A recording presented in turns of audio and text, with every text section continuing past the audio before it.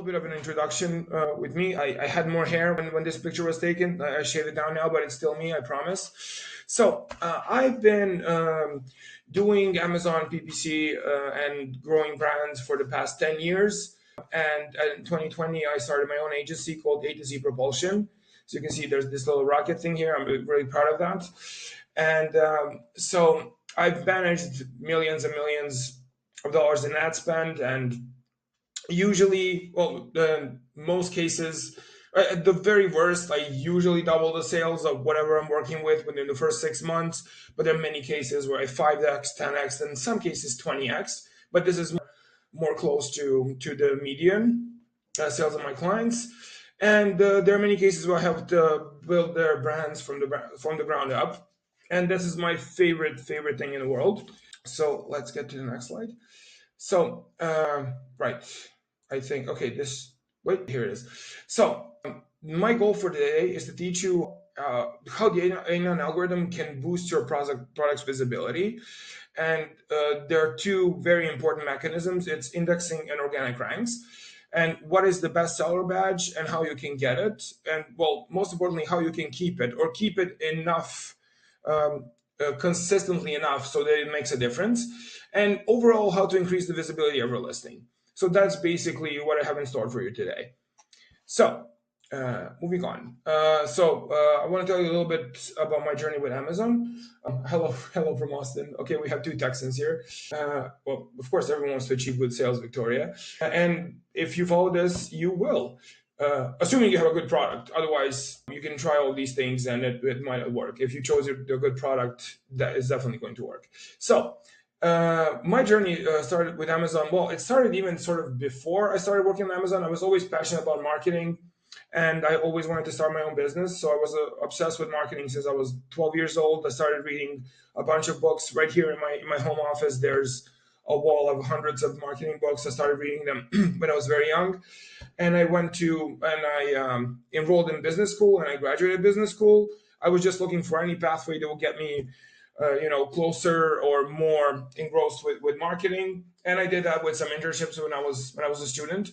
And in the meantime, as I was really focused on starting my own business, I never really considered getting a corporate job, even though I had a few of them offered to me. So in 2015, I discovered Amazon, the FBA model, and I had two friends that I still have those friends. They're one of my best friends in the world, and they both shared my entrepreneurial tendencies. So we both started looking into what sort of business we can start, and we landed on this. And definitely, when we started selling, I was the one, okay, there's a marketing thing. I'm doing the marketing thing. The rest of you can do the rest of the stuff. So I want to be the main marketing guy.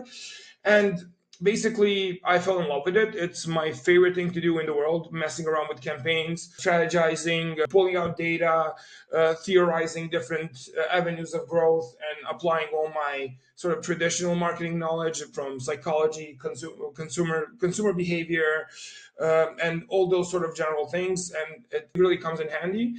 And so one of the brands that I worked with, it's one of the first brands I worked with. I took them from 200K, a little over 200K in a year, to close to 2.5 million in the first year. And also, when it comes to my own Amazon business, I've never, not even on my own account, when I was a complete beginner, I have never had Amazon charge my card. So I never experienced working with an Amazon account where it lost money. And especially as a complete beginner, and I caught up with it really, really fast. So I guess that's important to know what people know about me. So when it comes to my methodology, I like to think of myself that I have developed my own approach, and it's fully organic and data-driven with layering campaigns. I will not get into that too much, but if any of you have read The Lean Startup by Eric Rice, it sort of follows the MVP model, as in minimum viable product, even though in this sense, it's sort of like, I want to find what is the minimal amount of investment in terms of ad spend or in general resources and brain power, so you can test something, and then based on the feedback you get, scaling it up sort of based on the feedback you're getting. And that's sort of how I managed to grow those brands, and how I almost always maintain cost efficiency. unless my client tells me, okay, I want to do super aggressive on this, we need to get this particular target. But in general, I'm able to grow brands without breaking the bank, without by maintaining cost efficiency and profitability throughout the entirety of the process. And basically, I mean, I would like to see if anyone has read The Lean Startup. If you haven't, I highly, highly suggest it. It's one of those sort of, fundamental business books for the 21st century. And I think it came out in 2006 or something.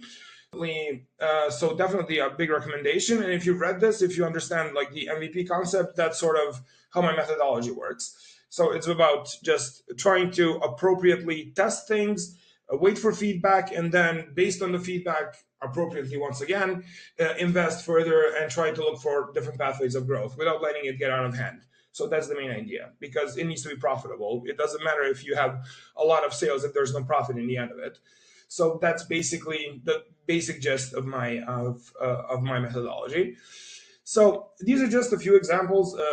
It kind of feels weird to sort of brag. This is when I sort of present these little case studies, it's always a portfolio for one product, or sorry, for it's either a single product or a single parent ASIN with all of its variations. This one item, I think this is the data for less than 2 years. I believe it's like around 20 months.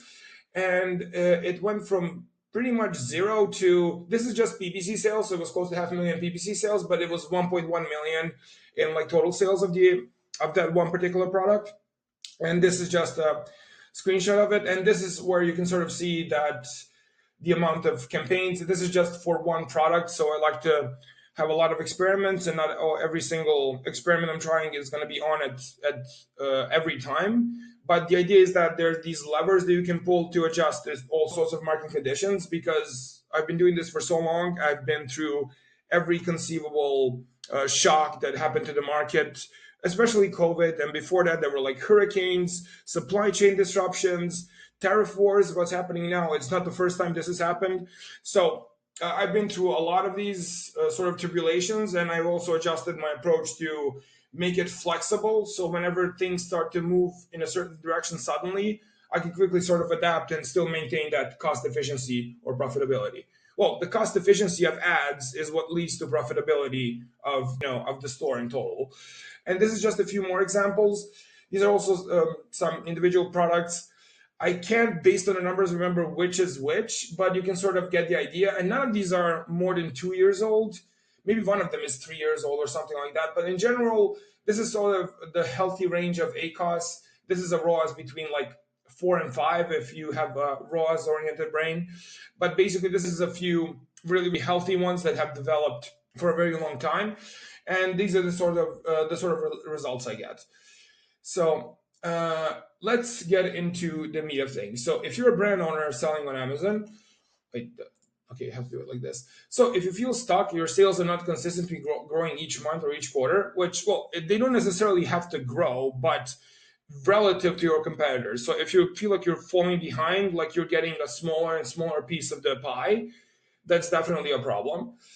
Or you're not just getting sales you want and deserve. Well, maybe I should phrase this a little bit differently. It's not how much you it's not that you deserve, but if you have a product that's similar, or that you believe just rationally that it should be doing better, then you're in the right place, because you might be missing some key component here. So this is a very common comment I get from my clients, is that, well, especially when I bring them on board, is that, well, I feel like they know something I don't know. And so, yeah, if you ever thought of that, and if you know your organic sales should be higher, because this is a bit of let's say, it can be a very unfortunate situation where you don't have a lot of organic sales. And in almost always, accounts with low organic sales have a PPC structure that's too draining on their resources, that the cost is too high, so they're not being profitable. So this is a result of misunderstanding the algorithm. So these two things are connected. So if you feel like your PPC campaigns are eating up all of your profits, then it might mean that you don't fully understand the algorithm. Now, there are several components, of course, the main component being, do you have a good product? Have you presented it well? But the algorithm is basically, are you making sure that your listing or all of your listings are having the right interactions in order to sort of maximize its potential, right? So even if you have a bad product, if you're not doing all of these things, you don't even have the luxury of knowing that you don't have a product that's not going to convert, that's not going to bring you sales. So either way, you absolutely have to understand the algorithm works internally. Okay, so is this happening to you? So let me help you. Right. So first things first, let's talk about Amazon as a company. So what do they actually want? What do they actually care about? What's behind this behemoth of a company, right? So Amazon, it's sort of even an understatement to say that it's customer obsessed, right? So what Amazon wants is basically to be synonymous with shopping. So what they're aiming to do, and I think they're greatly successful, is that when you think of wanting to buy something, you want to associate that with Amazon. So you're gonna want to go on your computer or on your phone and search for it on Amazon. So that's basically the entire idea of the company, and it's been greatly successful. And when it comes to online shopping, so it's not that they want you to associate online shopping with Amazon, they want you to associate all of shopping with Amazon. So it's very ambitious. This is why I don't even know how many billions of dollars it's worth, maybe even a trillion by now. So, and also 50% of product journeys start on Amazon, not on Google, right? So, once you are there, once you come to Amazon, they want you to find exactly what you're looking for. So they want to provide the best possible experience, okay? They don't want you sort of getting frustrated in any step of the way. It needs to be a completely smooth experience where you have an idea in your head, oh, I want to buy this, I don't know, water bottle, and you're just gonna type that in, and the algorithm is gonna figure out and just put it in front of you, so you can just click, have one click, and next thing you know, it's coming to your door within a day or two if you have Prime delivery, which most people do, especially in America.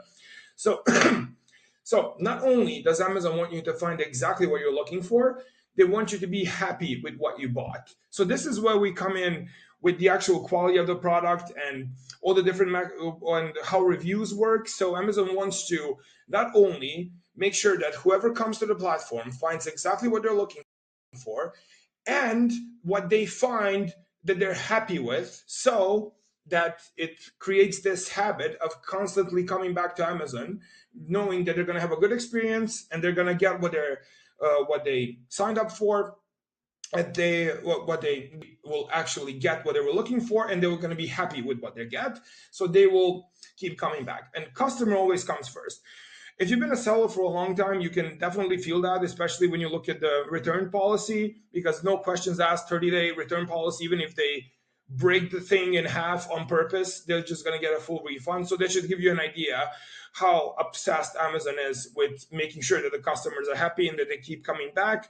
And most importantly, in the back of their head, when they want to buy something, they go on Amazon first, right? Okay. What does the A9 algorithm do? Well, clearly, if now we understand what the goals of Amazon are, what their principles are, it's only natural to assume that the algorithm is specifically designed to be in line with those principles. So it ensures that all key principles are followed to support Amazon's mission. So it helps people easily find what they're looking for, and they are basically matching customers with product that meets their needs and increasing the chance that they'll be happy with their purchase. Sounds really simple, and it actually is really simple, but we're now going to get into what are the specific ways it actually does that. So first things first, relevance. So this is the most important currency when it comes to interacting with the Amazon platform as a customer and as a seller, obviously. So it has deep and profound implications on both SEO and PPC and your product ranking, which is what we're going to be talking about, well, in 5 or 6 slides. So let me give you an example. If a person is coming in wanting to buy a kitchen knife or a set of kitchen knives, when I do these presentations, I just pick a product, and we're going to be seeing a lot of kitchen knives today. So if you're selling cutting boards, now it might be natural to try to advertise on kitchen knives, because if you're buying a kitchen knife, you might also want to buy a cutting board, because, well, I also like cooking, so this is why I chose this example. And, depending on the cutting board, it might get some wear and tear, and there's always cool new ones. I have like 11 of them, so you might want to buy a new one. However, it's highly unlikely that you will by advertising on kitchen knives, get your cutting board to rank high among the results of the search when people type in kitchen knives or kitchen knife set, kitchen knife box set, or anything like that. However, it's not impossible. What is interesting is that even though the algorithm has some preconceived notions of what word is related to what sort of product, there's been a lot of machine learning into it, and now, of course, they're adding AI as everyone else is doing it.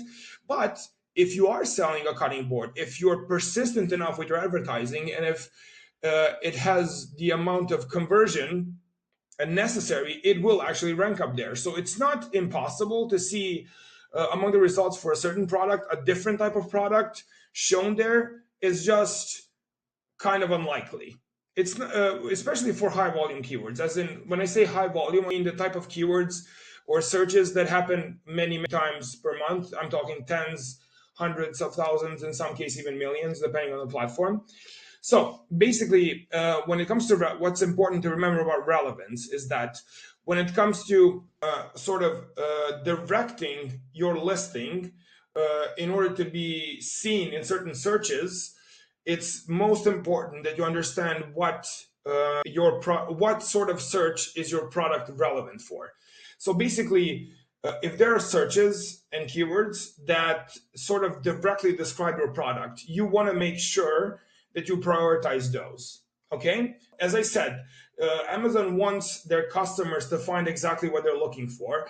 And there's a lot of investment being made that the algorithm pushes and recognizes what sort of thing people have in mind. Because even though there are keywords that get hundreds of thousands of searches, there are still hundreds of thousands of searches that have never been seen before. And the algorithm is sort of trying to piece together what is it that this person has in mind as they are typing whatever they're typing. And a good example for that might be misspellings, right? Because if you type in kitchen knife with an M there by accident, the algorithm will actually recognize that they are looking for a knife, right? And then you can actually put kitchen knife into your SEO and your PPC and get sales from it. So that's very interesting. So once we understand relevance, we can move on to the other mechanisms that sort of amplify amplify the probability of the customer finding what's most relevant to what they have in mind, as in their search, right? So to maximize your sales, and you need to make your listing eligible to appear in as many searches as possible, right? So indexing. Indexing basically means you want to be qualified for as many searches as possible. So a well-optimized listing, and a listing that had some time to mature and have interactions with the algorithm and with the searches, can be indexed for tens of thousands of searches. In some cases, even hundreds of thousands of searches. So I want you to think of it like this. You know the old saying, all roads lead to Rome. So basically, when you're indexing, as in that means that you want to create as many roads to Rome or your listing as possible. And what does that mean if you're indexed for a search? Being indexed simply means that when someone types in something like kitchen knife, if you're indexed for kitchen knife and you're selling a kitchen knife, that means you are part of that search. Now, once you have a brand new listing and you have just launched the product, it's at the very bottom of it. But what that means is that once you're qualified, it means that ranking, like the position where you show up in that search, can be increased. Like you are basically, your foot is through the door, so you are visible there. Now, how you're going to increase your visibility, we're going to get to that too. So I want to make sure if there's anyone that has any misunderstanding, you can actually interrupt me. By the way, if you are confused by anything, feel free to ask a question. I will stop and answer it, because even though there might be some of you that are a bit too shy to ask, but so yeah, I hope you understand relevance and indexing, right? Okay, next thing. So how do we maximize indexing? So we're going into short-tailed and long-tailed keywords, right? So we have a few examples here, and as I said, I chosen kitchen knives as examples for this presentation, so we're going to be seeing a lot of them. So for example, we have a short-tailed keyword kitchen knife, right? So that means if we contain the two keywords kitchen and knife, together, one right next to each other, in our listing, as in our title, in our bullet points, in our description, and our backend, which are all the components of a listing that you can actually input keywords into. That means we can qualify to any search that contains kitchen and knife one next to each other, right? So if someone types in 6-inch stainless steel kitchen knife, we are qualified to show up there. We are indexed there. So this is basically how you make sure that you are indexed on as many searches as possible. I'm going to show you how you can actually use the AMZScout tools to see what sort of keywords any given listing is indexed on and how you can sort of find those keywords. But basically, you're looking at this root of the word, because a keyword is not actually a word, it's a phrase, but it can be a single word, of course. But you want to make sure that you find these sort of root keywords that are contained in as many relevant searches as possible, right? So this is very important when it comes to SEO. So here we can see sort of, chopping knife, finger guard knife, whatever. If you have this in your listing, you are qualified to show up here, right? So that's basically how it works. So it requires you to do actual keyword research and to see not only, well, you want to see what people are searching for and what sort of keywords and searches are competitors or other products in your niche indexed on. But this can actually increase over time because people keep typing in all sorts of new stuff. So not only would you be indexed on any search that contains this phrase, it can be longer, it can be shorter, but any sort of future phrase that was never typed in before containing this, you also are qualified to show up there. So if you basically scroll long enough, you will actually get to see your listing in that search, right? So I'm gonna give you a live demonstration now. This is the AMZScout Pro extension. So right here you can see all sorts of data. I'm gonna get into showcasing this a little bit more, but for now, basically what you want to do, well, I'm just gonna give you an example how this indexing thing works. So we're just gonna pick one of these things. If you just click on any of the listings in a search, and you can see I searched for kitchen knife set. And you can just do this, copy ASIN, and the ASIN is copied. So you just go double paste, and you can put it in here. And just give it a second to load because this is a ton of data that's fetching right now. So what happens here? So for example, here, if you keep scrolling, and this thing can go on for a long time if you keep scrolling here, as it's a massive amount of data. But every single one of these things is a keyword or a search that this particular listing that we chose from here, which is this one,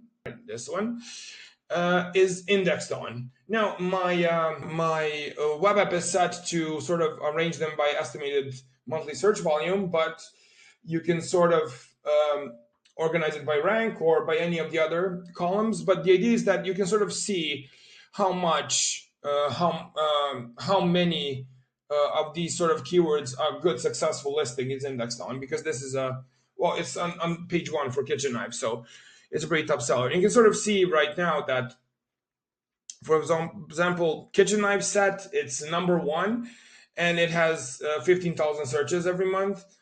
And sales on this keyword, not for this product, for all of them, it's around 2,000 units a month. But you can see it's even bigger on some other keywords. But I just arranged it by organic rank, which is the next mechanism we're going to get into. So this is a perfect tool also to get your keywords as you are researching your the keywords for your SEO or your PPC campaigns. And you can of course put many ASINs here, so you can just add a bunch more, and you're going to get all of this data. So basically, this is how it's sort of showing you what's under the hood, right? So you can see how a good well-developed listing looks like, as in we can sort of see all the pathways, see that are leading to this listing, right? And also this is a really cool feature. You can actually see the keyword trend to see like which one of these keywords is getting more sales. So it's like up by 200% last month, but some of these are more important than others. So I guess this is like a brand that's becoming popular. So it's plenty useful to use this tool, and I actually use it all the time. But the broader point is, I hope you understand indexing a little bit better, and we're going to get into the organic rank. very soon. But this is basically the idea. Once you have a listing, you set up, or you want to see what sort of searches are there that are actually relevant to your listing, and you make sure they're included in your SEO, so you qualify for as many of them as possible, right? Yeah, so first thing is relevance. Are they relevant to what I'm selling? Second thing is, am I indexed on those searches? And I'm gonna stop sharing now so we can get back to the presentation. Organic ranking is on a level of a single search term. Okay, so for every single search, there's a pecking order of who gets to show up first. So every single search has its own ranking, and that's the organic ranking there. So it's updated once every hour. So I want you to think about that, and it's based on relative sales. So for example, once again, kitchen knife. So here, this is just an example of a page. So we can see what I sort of highlighted in red are ads, and what's in green is organic traffic there. So basically, the algorithm is looking at how many sales are coming from this keyword in total. So how many sales come from when well, let's put it like this.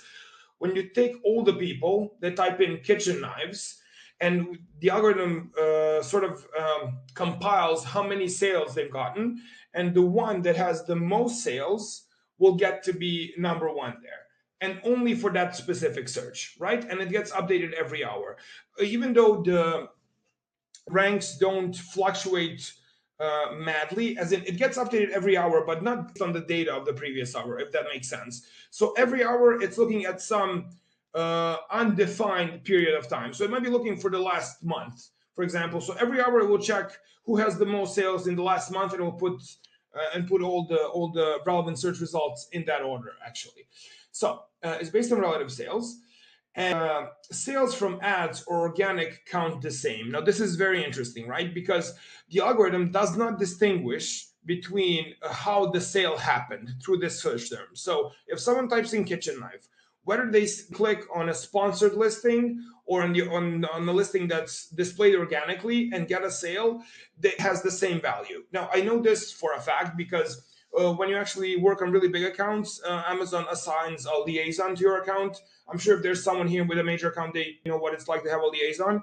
And what's great, because when I get to run these big accounts, I get to talk to the liaisons and I can ask them all the questions I want about the algorithm and every single sort of conspiracy theory that I have. And the first time I had a chance, this was the first question I asked. Does the algorithm weigh the sales the same, organic or sponsored? This was a very resounding yes. So they're equal. So it's not like a sponsored sale is worth more than the organic sale, thank God, because that might be a bit controversial. At least that's what they claim. And in my experience, that does seem to be the case. So you can have more real estate with PPC, right? Because if we just look at here, I hope you can see my cursor is visible. There's a knife here that's here organically and as an ad. So it showed up multiple times actually. And of course, you can rank higher using keyword targeting campaigns. So what happens is that you, and especially see the number one, and here maybe it might be a bit small, but it does have the bestseller badge. So it's absolutely the top seller. And you usually, well, I'm actually back in 10 years ago, you might have been able to maintain a number one position without ads, but I would pretty much say that's not possible nowadays. So you actually want to use, dare I say, have to use keyword targeting campaigns to hit those important rankings, so you can maintain the rank and of course raise it from the ground up. Because if you're indexed, it means you're at the bottom of the pile. Now you need to get interactions and sales in order to move up, right? And it's all relative to your competitors or everyone else that shows up on that search term, right? So the only way to actually grow your sales is with ads, with very minor exceptions, as in there have been some miraculous cases, because I've talked to hundreds and hundreds of sellers. There were some miraculous cases where someone starts selling a lot just organically. But even in those cases, if they used ads, it would be selling like 5 times as much. So it's basically a non-negotiable, and it pretty much never was since Amazon ads started. So I want you to understand: you pick for things that are you try to find searches that are relevant to what you're selling, as in searches that are describing the product, and you want to make sure that those short-tailed keywords are included in your SEO. And once they are, you're indexed, as in you're qualified to be a part of that search. And once you are, you advertise on those words, and then you get to show up higher and higher in the organic ranks, and you get more sales. And then if you do this enough across the board, you're going to get a lot of sales. And that's basically what a healthy, well-developed Amazon store looks like. And this is what happens under the surface. Okay, we're going to look at another one of the tools. So here we have the keyword tracker. Now I put this one here, and this is an extremely actually important. I had to clear it obviously for this presentation, but here you can sort of see I handpicked a few keywords on one particular ASIN. It's also one of the top sellers in the kitchen knives category. Let me just double check that you're seeing what I'm seeing. Okay, perfect. So basically it's showing what is its organic rank, right? So it says for kitchen knives, it's number 2. For kitchen knife set, it's number 2. Knife set, it's 2. Kitchen knife 10, well, a lot of 2s actually. So I guess it's trailing behind the main seller is. Now, why is this important? So now, for example, this tool allows you to import, and you can do it like this. So you can import a ton of keywords, up to 100. Now, as I mentioned, a well-developed listing will have tens of thousands of keywords it's indexed on, but a vast majority is not worth tracking them. It's just you need to index on them, and once in a while get a click and a sale on them.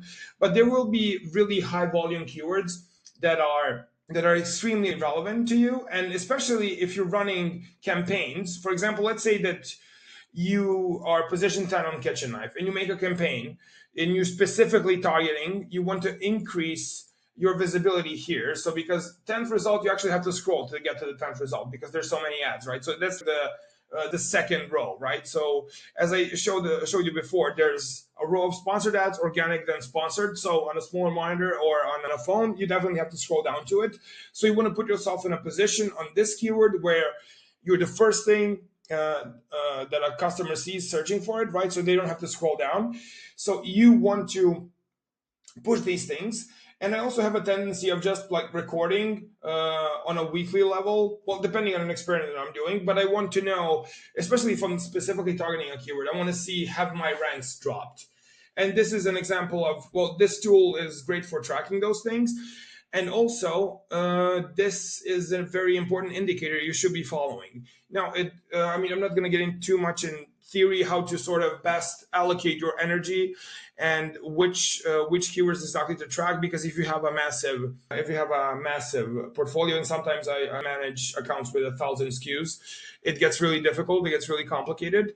But in general, you should be aware of this, right? And you should be aware of this because, especially if your organic ranks jump up, your organic sales jump up, you want to know where it's coming from. It's sort of, you don't have the luxury of something good or bad happening without you at least having an idea of why that is the case. So this is why keeping track of your organic ranks is so important. You just need to spend some time, and over time, it becomes easier to realize what you need to prioritize. But in most cases, there can be like 5 to 10 really important searches that you want to keep an eye on. In most cases, right? There's the related product organic ranking, which works very similar to the rank I show you based on searches. And this is basically the recommended tab. So when you scroll down under any listing, you will be among the recommended products, even though there's a lot of ads there, but you can actually show up organically. And one of the best ways that is like often bought with, or some of the top sellers in the category, or highly recommended and stuff like that. And it's not as potent in the search term organic ranking, but it is potent with PPC. So one difference is you might be in a situation where it comes to keyword searches or keyword targets, where you can have a really high ACOS, but you can have a lot of organic sales. So it actually might be worth it. But when it comes to targeting ASINs, as in when you have an ASIN targeting campaign, you need to have a low ACOS there, because you will get some organic ranks there, but you cannot really get behind them. You can't really count on them so hard that you can really aggressively pursue them. And that's why, fortunately, a lot of these clicks are cheaper than for searches. But yeah, this is another kind of organic ranking, even though it's less potent, but it's absolutely there and you absolutely need to focus on it. You absolutely need to get a lot of ASIN targets that convert consistently. Okay, let's get into just a few distinctions. So, sessions versus page visits versus clicks. So, page visits, if you go to your business reports, you can actually see when you just look at sales for any period of time, you will see page visits and sessions. So, page visits are sort of the number of times someone has visited your listing, and session represents unique users that visited your listing. So, there might be some cases if someone comes your listing and then comes back later, but sessions represents the number of unique visitors, right? So once you are sort of keeping track of everything in your account, which is something you absolutely must do, so you can sort of have an idea of where is your traffic coming from, right? So if you deduce the number of clicks, and I mean clicks as in traffic that came only through advertising, so if you deduce the number of clicks from your sessions, you will know how many organic visits you've gotten. Much similar if you have a website, you know how traffic works, obviously. And so for a healthy account, percentage of organic sales, and I'm talking sales in terms of revenue, is somewhere between 40 and 60%. So 40 and 60% of your sales you should be getting them for free, right? And a healthy ratio between sessions and clicks is sort of 2-to-1. You can also tell that most of your traffic will come organically, but it will convert at a lower rate, because if you're good at your PPC, if you have a really good structure, you will have a much higher conversion, but there will be more traffic coming in organically, but not all of the traffic will be as precise or highly converting as the traffic you're bringing in by spending money on it. But you just have an idea. So this is what a healthy account looks like, right? So 40 to 60% of sales you get for free without advertising, but you only get them because you're advertising on the other 40% of the sales. That makes sense. So yeah, this is sort of keyword distribution practice. I just picked this interesting case from one of my accounts I'm managing. So for example, here we can see that it was like on this one product, it was 480 sessions and 45 sales. So this was skewed the other way.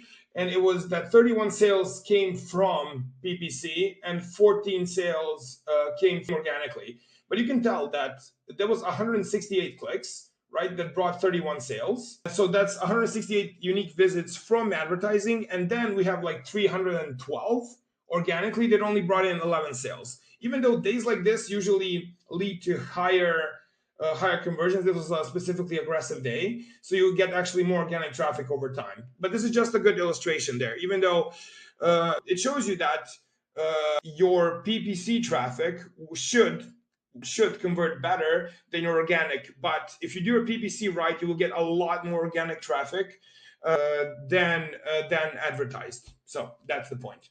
Okay, we move on to the next. So search term versus keyword versus target. So I mentioned I mentioned them sort of interchangeably. So I just want to clarify this. A search term is anything any Amazon customer types into a search bar, and a keyword is any word or string of words we use in our PPC structures or listings, which are contained in the search terms, right? So what we call a keyword. Where do you put these words? All right. So you put these words in your PPC campaigns and in your, well, let's say text parts of your listing. So like title, bullet points, description, and the backend. And that's what qualifies you, as I mentioned before. But when we call it keywords, is sort of when we extract them and when we do our research using tools mostly, or just with guessing. And a target is a specific keyword that you are using in your PPC toolset within your campaigns. So then someone types in, we grab something from it or the entire thing, because we can use tools to find out what people are typing in. But once we're using it for our own purposes, it's a keyword. And once we use a keyword as a target where we are willing to invest money into advertising on that keyword, then it becomes a target. So that's just a small distinction. Okay, so Amazon's Choice Badge.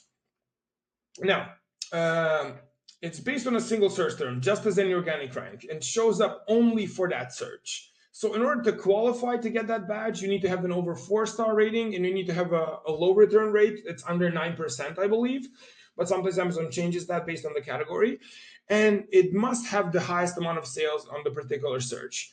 And you can theoretically have unlimited badges. So see this right here, it's the overall pick. It used to be Amazon's Choice, but sometimes it shows both.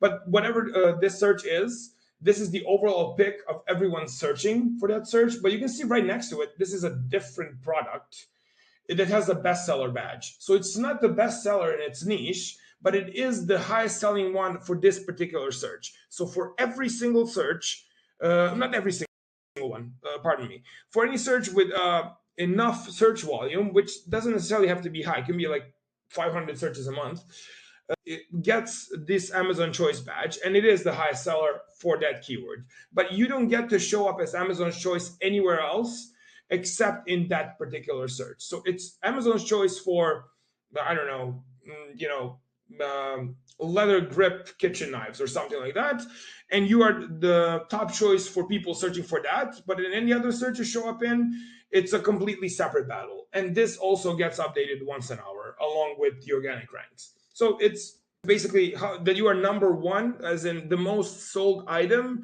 through this particular search. That's how Amazon Choice badge works, and it's as simple as that. You can have unlimited.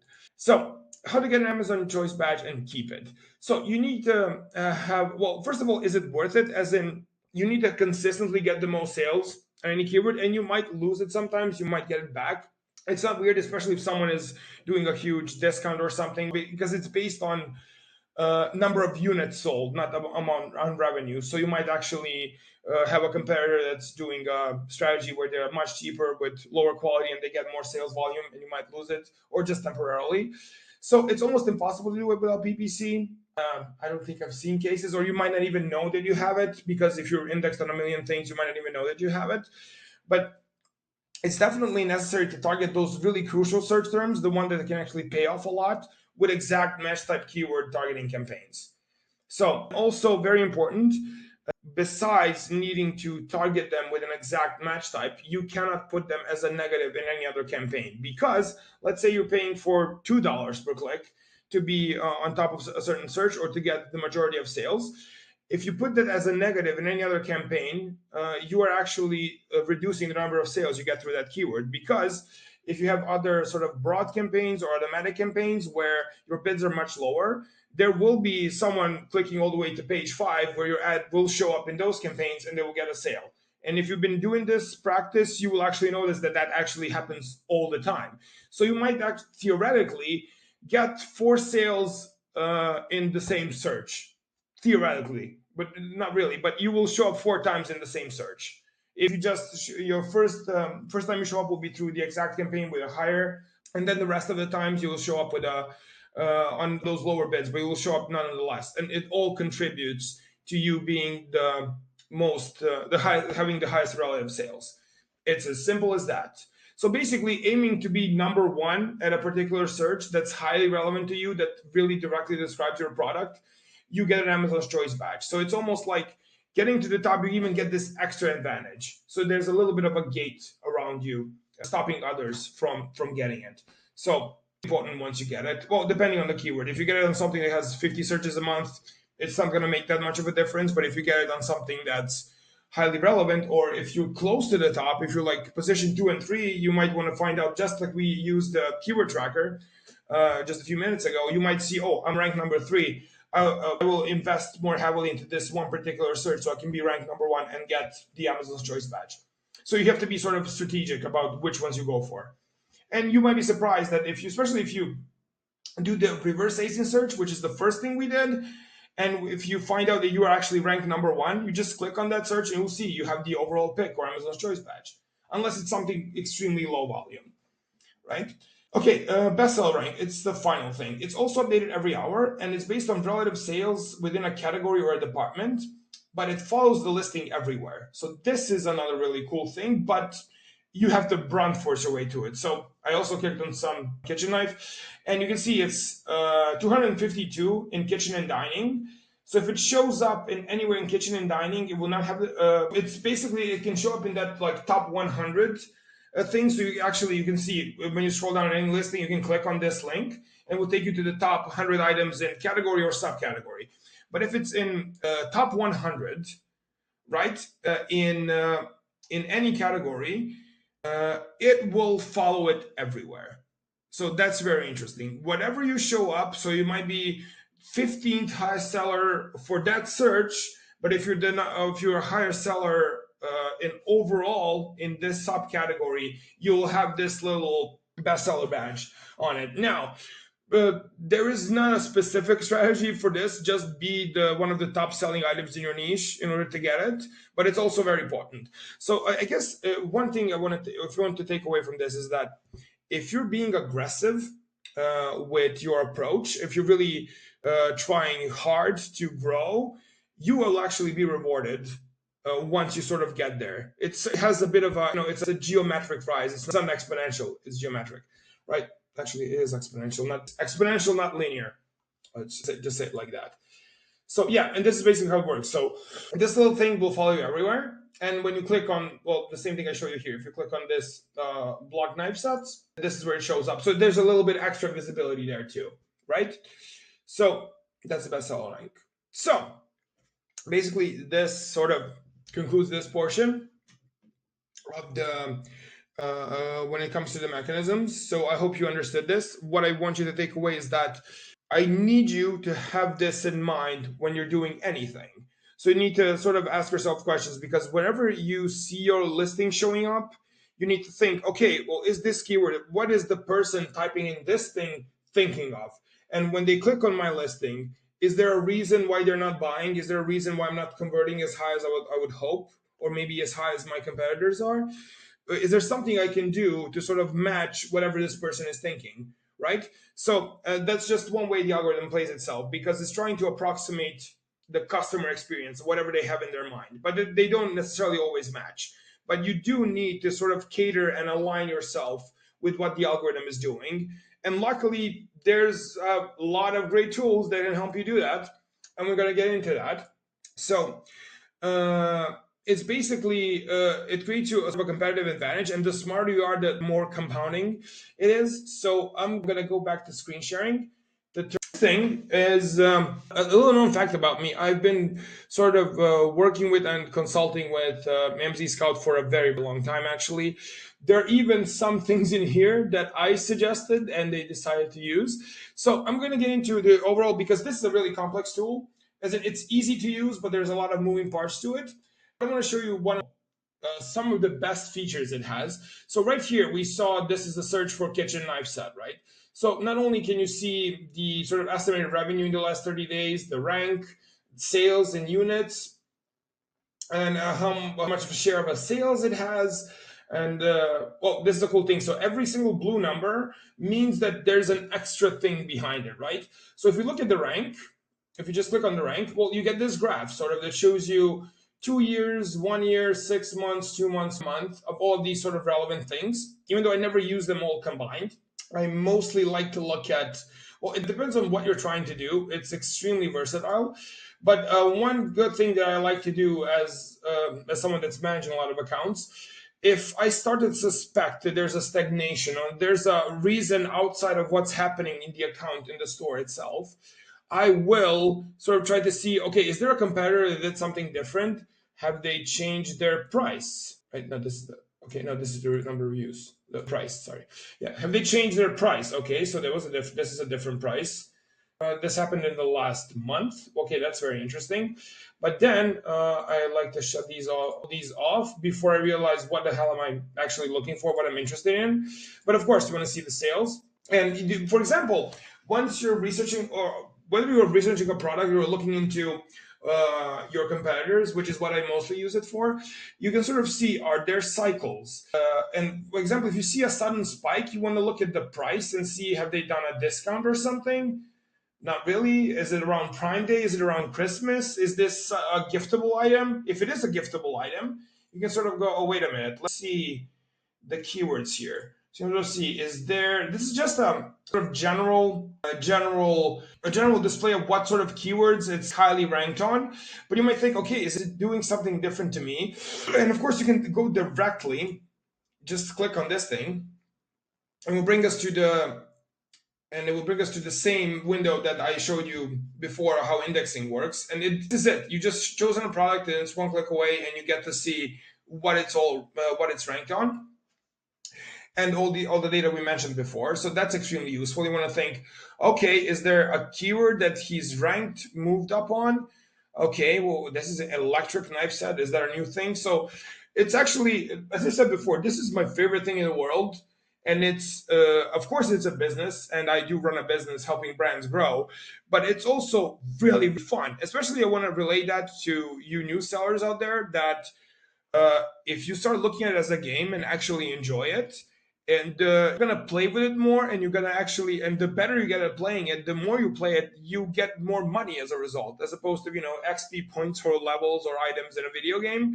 But if you look at it through that lens, which is what I look at it, is it's super fun, and you always get to discover these little things. And these tools help a lot, especially once you extract your internal data, look at your reports, and look at some historical data from your account or your business reports or your PPC reports. And you go like, well, wait a minute, something happened in March. What was going on in March? And then you like go to the page and you start looking into your top 5 competitors. You go like, well, what happened here? Wait, it's different now. Did they change the price? Did they change the listing? What's going on? So you can get all this sort of information. And there's the cool thing. Well, if you're researching a niche, this is fun. This is what I suggested and AMZScout used, and this was like years ago.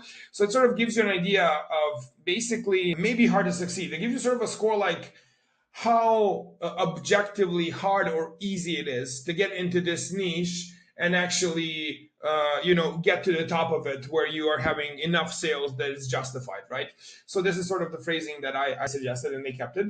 And recently they added this, which sort of follows the same logic but in a more profound level. So you get it as a little bit of you get a lot more contextual stuff, even though it's AI, so it takes a bit of time to figure out what's going on. But you can sort of this little essay of sort of the strengths, weaknesses, opportunities, and threats. And if you know, this is the SWOT analysis, if anyone went to business school or econ.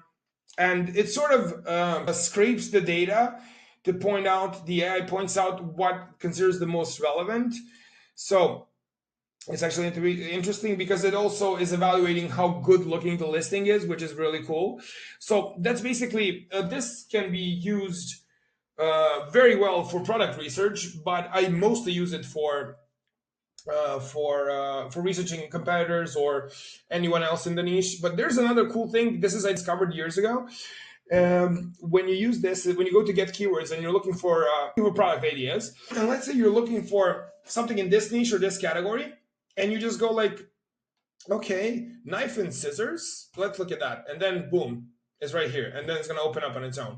It's going to be really cool. See? And then you just get this infinite loop of product ideas, which is really cool. And you can just pick a favorite right here. Where's the favorite? No, is it on this side? Where is it? Oh, right here. Yeah. Then you can have like favorites. Right? It just has to stop loading. So you can just pick them up, and then you have this really well organized list. Actually, I don't want to apply filters, but yeah, you can just favorite this stuff, and yeah, you get an infinite loop. You can do it again. See, like get keywords, boom, next thing. It's sort of related. If you like it, but you're not finding exactly what you're hoping for, it will just okay. It's a ton of data, so it has to. So peeler and knife with cover. I don't even know what that is. But there you go. And now we're in a slightly different place. So you can sort of, if you like a category, you can actually find a lot of niches here. And this is all the aggregate data, right? You can see all of this individually. And what's really cool is you can actually see exactly how much they're paying in FBA fees, right? So here you would have to manually input the other data, like the product cost, which would like include shipping and stuff. But what's really cool is that you can actually get suppliers. Okay, why is this frozen? So you can actually go to directly to Alibaba from here. So you can look for this thing, and it's gonna search for those things, right? Which is pretty damn cool. And that's only, right, that's, okay, we were here. So that's only one of the things. Here's a more suppliers. Yeah, I was waiting for it to load completely. So actually can get suppliers from a multitude of countries. And you can sort of in parameters here, like a very important one is MOQ. So you can say like, what is the minimum amount you'll be willing to order? And it will sort it by that. Even though in my experience, especially as a seller, what they say the MOQ is, it's negotiable, but it's good to sort of know what, where they're standing at, right? So these are all like verified suppliers by the team themselves. So that's super cool. And let's see, another very important thing here, I want to show quickly the product database. And this is just sort of just for product research in general, and you want to do things like you can sort of there's a bunch of filters you can input, and you just chose the marketplace. Here I have it set at USA, and you basically put in all the things that you would, all the criteria you have for what would be an equivalent of a product you want to sell. So you want to see, okay, we want it to have sales at least. Uh, oh, this is 10,000 units. So, for example, I want to put them at sales. Or we want to estimate revenue at least $10,000, and we have reviews that's under 300, and a price that's at least $10, and want a standard rather than oversized because it's less shipping, but maybe you're into that. And you input all of these things, and wait. So let's save filters. And wait, what? I messed something up. Wait, I think I need to refresh the page. Sorry. Right. Oh, categories. Right. Okay. Apply all of them, and then more filters. And yeah, we're just gonna delete this one. Okay, perfect. And then estimated revenue at least $10,000. Oh yeah, I didn't delete the other one, right? So it's a lot of product ideas if you are searching for them, and if you want to expand your catalog. Even though when you expand your catalog, I would do it like this. This is where we try to generate ideas because you will get stuff related. So if this is your niche, it's much easier to grab another bit, grab something that's sort of related, because if you're in this niche, it won't be weird if you add products like this. But this is another way to verify them. So here you will see all the things that meet the criteria. So its price, every single one of them is above $10 in selling price, and the revenue is higher than $10,000. And well, oh, that's nice. So then you can sort it out through here, and then you can sort of move them into your product database, where all your ideas can be kept. So that's really, really cool stuff. And yeah, of course, you can click on them. You can see their history and all that stuff. So yeah, there's plenty of data, and it's the same sort of history as sales and price. Yeah, and you can of course just search for them exactly. It will take you right to the page, so you can explore them in more detail. So I think we covered all of this, right? Yeah, definitely.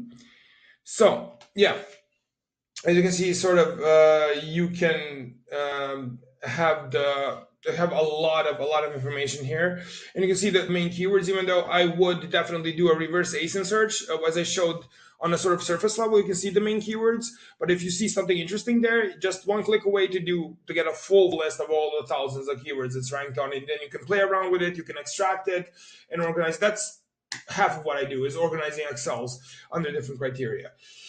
Okay, right, and we mentioned the database, right? We went through the database, right? Yeah, and there's 600 million products there, and yeah, so it's all connected. You just move from one to another. It's really it's really intuitive to use. So we're going to get into finally what's the difference between a proficient and an amateur Amazon seller, right?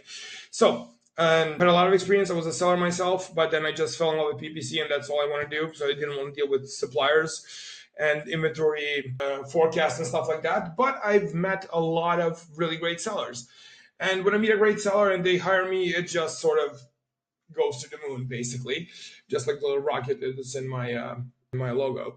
So proficient sellers are able to find a balance where they satisfy and address the wants and needs of their customers while making sure they align their strategies with the way an A9 algorithm works, right? Because it's sort of a chicken and an egg thing.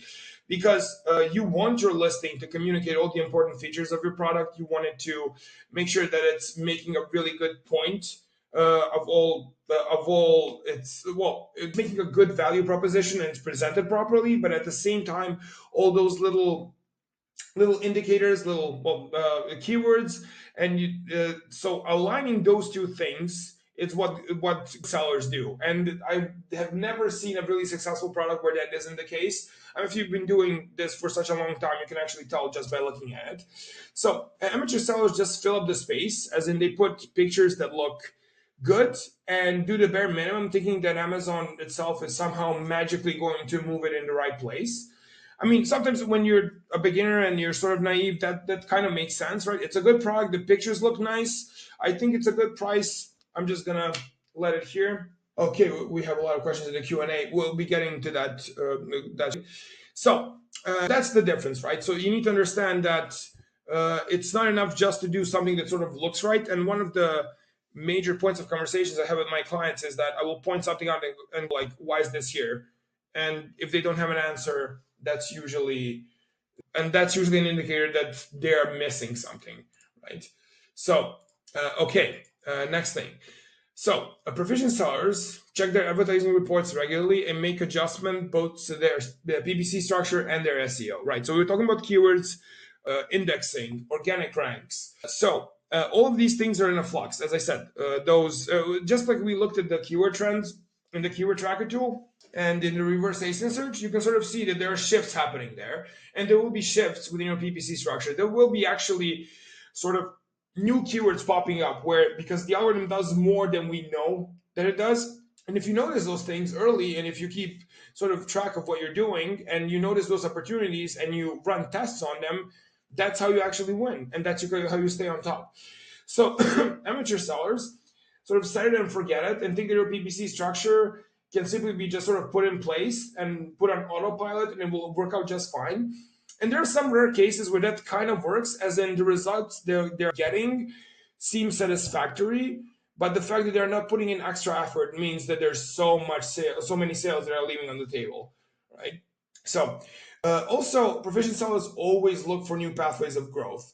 So, no matter how well their account is doing, even if you're doing great, if you're super happy, you always experiment and keep an eye on your niche. And just what we were doing right now. So, we're looking into who's selling what's going on. You can see the history. You can sort of go back in time. You can actually, if you're keeping track of your reports, and I have every report for every week of every account I worked on for the last like 8 years at least. So I can always look back at those things. And then if you have your own internal data and you have the market data, you can sort of start theorizing things. And then, by studying the data, you get ideas for experiments. And especially when you're doing well. When you're doing well, it means you're very cost efficient. There's a lot of profit. So there's a little bit, well, maybe a lot of it left there for experimentation, for trying things that you don't know if they're going to work or not. But that's a property of great Amazon seller, or and great business people in general. That's what they do. So actually, I think there's even a quote for Jeffrey Bezos. We tried to make the Amazon Fire Phone. He said, "Yeah, we spent $1 billion realizing we can't do that. That's $1 billion well spent because we tried something, didn't work. Next thing we try is more likely to work."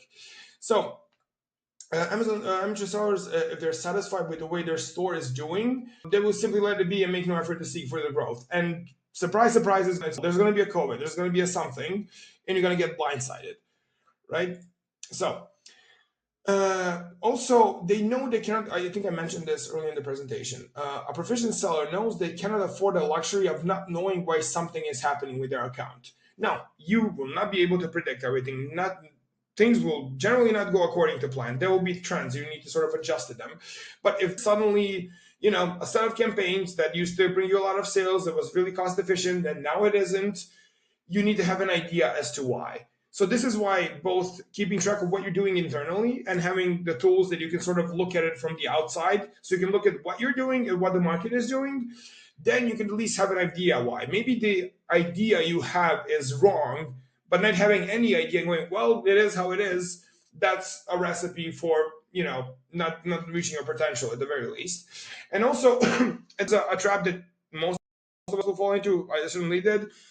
When things are going well, there's some sort of lucky break. We tend to assign this divine sort of property to Amazon, like, oh, it's giving me sales now. And it's like, no, it's like 7 people that have all their own things in their mind. They click things and they bought it. There's nothing Amazon is doing to sort of push you. So this is why you need to understand these things and know actually what's going on, because then you're going to start, the gap in your knowledge is going to fill up with nonsense. Basically, you're just going to guess things and you're not going to be doing well on Amazon. Be fair. So also proficient sellers, well, I a few times, keep track of the data constantly and don't waste energy on resources or products or strategies that don't bring them results. So they don't hesitate to fully test any of their products or discontinue them if needed. So this is something I often see. There's a Pareto principle. I hope you're familiar with it, where 80% of results come from 20% of inputs, and it happens all over nature. And that's almost certainly the case in your in if you have enough products in there. And what a good seller does is like, oh, this isn't working. Well, I'm going to run one test to see, maybe it's due to something else. If it doesn't work, it's discontinued. So they would just try a different product, or focus on the ones that are actually bringing them sales, and they keep reevaluating that thing. So, and amateur sellers take the easy path. If they, for whatever reason, ordered a product with 15 variations, they're going to keep all 15 of them, even though two of them are bringing in almost all of the sales.